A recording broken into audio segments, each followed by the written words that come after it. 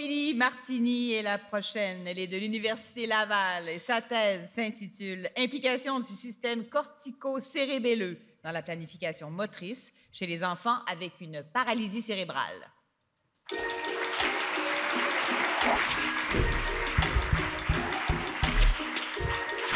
Bonsoir. Attraper un ballon, c'est un jeu d'enfant. Peut-être devrions-nous revoir nos expressions, car Théo, 8 ans, n'arrive pas à rattraper une balle. Son bras gauche est replié, ses doigts sont refermés et il a du mal à bouger sa main. En fait, comme 2 enfants sur 1000, Théo a un diagnostic de paralysie cérébrale. C'est la plus grande cause d'incapacité motrice chez les enfants. Elle est provoquée par des virus, des malformations ou des accidents vasculaires qui touchent le cerveau du fœtus dans le ventre de la mère. Alors imaginons le cerveau comme un pays. Notre cerveau, il est composé de villes dans la matière grise qui traitent les informations. Et ces villes, elles sont reliées entre elles par des routes et des autoroutes de matière blanche qui véhiculent les informations. Normalement, ces routes, elles sont en bon état et bien tracées. Mais je pense que tout le monde ici le sait, parfois, comme au Québec, après un hiver froid et enneigé, l'asphalte est abîmé. C'est ce qui se passe dans le cerveau des enfants qui grandissent avec une paralysie cérébrale. Certaines routes sont si endommagées qu'elles sont inutilisables.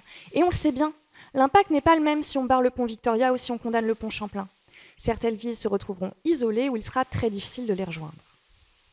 Comme on connaît peu de choses sur le cerveau routier des enfants avec une paralysie cérébrale, pendant mon doctorat, je m'intéresse à répertorier les routes de matière blanche et décrire leurs états. Je suis en quelque sorte une cartographe du cerveau. Pour ça, je fais passer une imagerie par résonance magnétique que j'appellerai IRM à des enfants. Alors pour expliquer rapidement à ceux qui parmi vous ont eu la chance de n'avoir jamais fait d'IRM, on vous allonge dans un tout petit tube que l'on met dans une grosse machine. Et pendant que vous êtes confortablement installé dans cet espace très restreint et que vous ne devez absolument pas bouger, la machine prend en photo votre cerveau tout en faisant l'insupportable bruit d'une déneigeuse qui frôle vos fenêtres et fait trembler vos murs. Bon. Heureusement, j'ai la chance de travailler avec des enfants très courageux et très enthousiastes à l'idée d'avoir une photo de leur cerveau. Une fois que j'ai ces photos, j'utilise plein d'algorithmes complexes pour obtenir comme un Google Maps coloré. Ce que je m'attends à observer, comme chez des enfants en santé, ce sont des routes en bon état et en nombre important, puisque notre cerveau contiendrait 4 fois le tour de la Terre de routes de matière blanche. Ce que mes résultats démontrent, c'est que le côté du cerveau opposé à la main paralysée de Théo, le côté droit, présente moins de routes que le côté gauche. En fait, certaines routes sont même absentes. Certaines villes cérébrales sont donc isolées et sans communication, elles ne peuvent pas fonctionner.